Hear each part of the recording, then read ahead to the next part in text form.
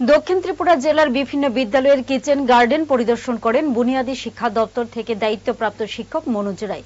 মঙ্গলবার দক্ষিণ জেলার ওয়াচান উচ্চ বিদ্যালয়, বাইখুড়া দ্বাদশ, জুলাইবাড়ি দ্বাদশ ও সাবরুম দ্বাদশ শ্রেণী বালিকা বিদ্যালয়ের কিচেন গার্ডেন পরিদর্শন সহ ছাত্রছাত্রী ও শিক্ষক শিক্ষিকাদের সাথে মতামত বিনিময় করলেন তিনি।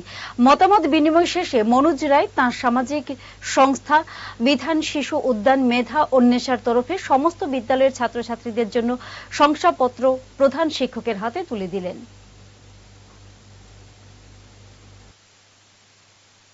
5 জুন বিশ্ব পরিবেশ দিবস ছিল, কিন্তু আমাদের রাজ্যে যেহেতু গ্রীষ্মাবকাশ চলছিল, ফলে বিশ্ব পরিবেশ দিবস উদযাপন করা যায়নি ছাত্রছাত্রীদেরকে নিয়ে।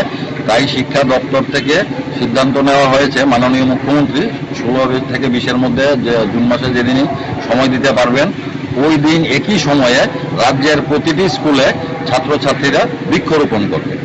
বিশ্ব উষ্ণায়ন থেকে যে রক্ষা পেতে আমরা ছাত্রছাত্রীদেরকে উদ্বুদ্ধ করছি যাতে সবাই যার যার বাড়িতে বৃক্ষরোপণ করে, এবং শিক্ষা দপ্তর থেকে 1 লক্ষ চারা দেওয়া হবে ছাত্রছাত্রীদের, যাতে ওরা ওদের বাড়িঘরও বৃক্ষরোপণ করতে পারে।